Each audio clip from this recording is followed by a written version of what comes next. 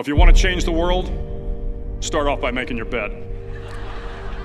If you make your bed every morning, you will have accomplished the first task of the day. It will give you a small sense of pride, and it will encourage you to do another task, and another, and another. And by the end of the day, that one task completed will have turned into many tasks completed. Making your bed will also reinforce the fact that the little things in life matter. If you can't do the little things right, you'll never be able to do the big things right. And if by chance you have a miserable day, you will come home to a bed that is made, that you made. And a made bed gives you encouragement that tomorrow will be better. To pass SEAL training, there are a series of long swims that must be completed. One is the night swim. Before the swim, the instructors joyfully brief the students on all the species of sharks that inhabit the waters off San Clemente. They assure you, however, that no student has ever been eaten by a shark, at least not that they can remember.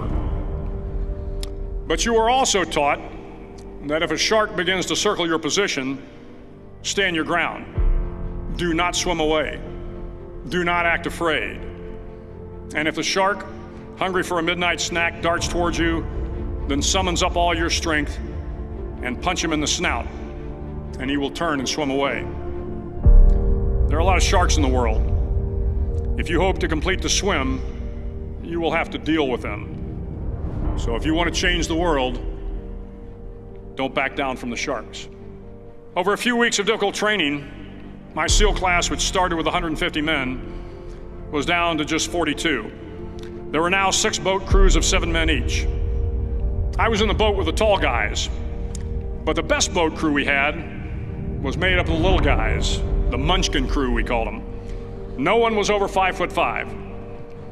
The Munchkin boat crew had 1 American Indian, 1 African American, 1 Polish American, 1 Greek American, 1 Italian American, and 2 tough kids from the Midwest. They out-paddled, outran, and outswam all the other boat crews. The big men in the other boat crews would always make good-natured fun of the tiny little flippers the Munchkins put on their tiny little feet prior to every swim. But somehow these little guys from every corner of the nation and the world always had the last laugh, swimming faster than everyone and reaching the shore long before the rest of us. SEAL training was a great equalizer. Nothing mattered but your will to succeed, not your color, not your ethnic background, not your education, not your social status. If you want to change the world, measure a person by the size of their heart, not by the size of their flippers. The 9th week of training is referred to as Hell Week.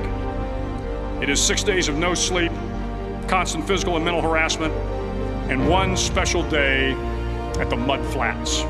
The Mud Flats are an area between San Diego and Tijuana where the water runs off and creates the Tijuana Sloughs, a swampy patch of terrain where the mud will engulf you. It is on Wednesday of Hell Week that you paddle down in the mud flats and spend the next 15 hours trying to survive the freezing cold, the howling wind, and the incessant pressure to quit from the instructors.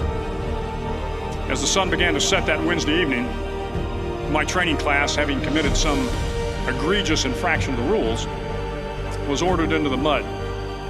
The mud consumed each man till there was nothing visible but our heads. The instructors told us we could leave the mud if only 5 men would quit. Only 5 men, just 5 men, and we could get out of the oppressive cold. Looking around the mud flat, it was apparent that some students were about to give up. It was still over 8 hours till the sun came up. 8 more hours of bone-chilling cold. The chattering teeth and the shivering moans of the trainees were so loud, it was hard to hear anything. And then one voice began to echo through the night. One voice raised in song. The song was terribly out of tune, but sung with great enthusiasm. One voice became 2, and 2 became 3, and before long, everyone in the class was singing. The instructors threatened us with more time in the mud if we kept up the singing, but the singing persisted, and somehow the mud seemed a little warmer, and the wind a little tamer, and the dawn not so far away. If I have learned anything in my time traveling the world, it is the power of hope, the power of one person, a Washington, a Lincoln, King, Mandela, and even a young girl from Pakistan, Malala. One person can change the world by giving people hope. So if you want to change the world, start each day with a task completed. Find someone to help you through life. Respect everyone. Know that life is not fair and that you will fail often. But if you take some risks, step up when the times are the toughest, face down the bullies, lift up the downtrodden, and never ever give up. If you do these things, the next generation and the generations that follow will live in a world far better than the one we have today. And what started here will indeed have changed the world for the better.